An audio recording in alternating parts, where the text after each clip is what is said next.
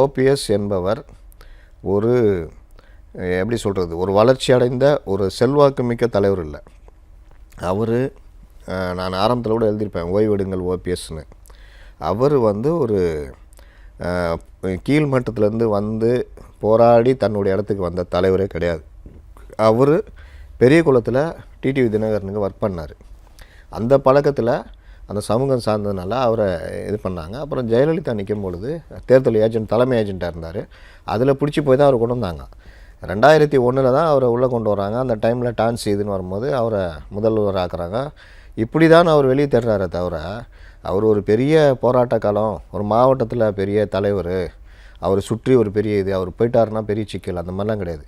அப்படின்னா இன்றைக்கி என்ன பண்ணியிருப்பாங்க தெரியுமா?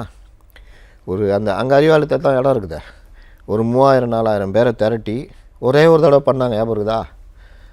இந்த நாம் தமிழர் கட்சியிலேருந்து இணையிறாங்கன்ட்டு பாதி பேர் திமுககாரன். அதில் திமுககாரன்னா அந்த மாதிரி கூட்டங்களுக்கு வர்றவன், கொடுத்தா துட்டு கொடுத்தா வருவானா, அந்த மாதிரி ஆள். அதை போட்டு ரிப்போர்ட்டர்னு கேள்வி கேட்டு ஒரே காமெடியாக போச்சு. அந்த மாதிரி ஒரு 3000-4000 பேரை கொண்டு வந்து ஓபிஎஸ் ஜாயின் பண்ணுவார்.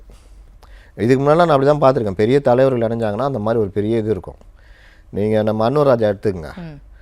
அவர் போய் இணைகிறாரு. நான் சொல்கிறேன் கூட்டமே இல்லைன்னு. நம்ம நண்பர்கள் சொல்கிறாங்க, ஏங்க பின்னாடி 5 பேர் நிற்கிறாங்கன்னு. ஏங்க அந்த 4 பேர் அவருடைய நண்பர்கள் திமுகவில் இருக்கிறவங்க, அந்த அறிவாலயத்தில் இருக்கிறவங்க, நமக்கு நண்பர்கள் தான்.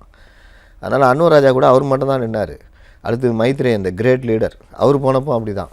மற்றபடி நீங்களாம் பாருங்கள், இன்றைக்கி இவர் கூட எத்தனை பேர்?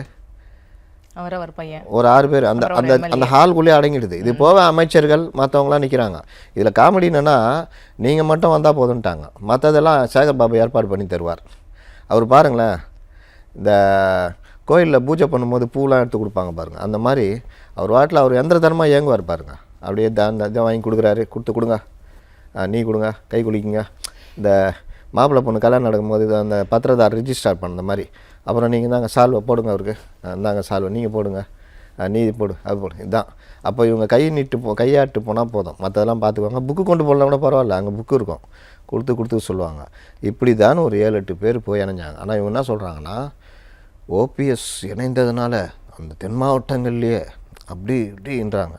ஓபிஎஸ்க்கு வந்த ஆதரவாக விழுந்த வாக்குகள் அதிமுக வாக்குகள்.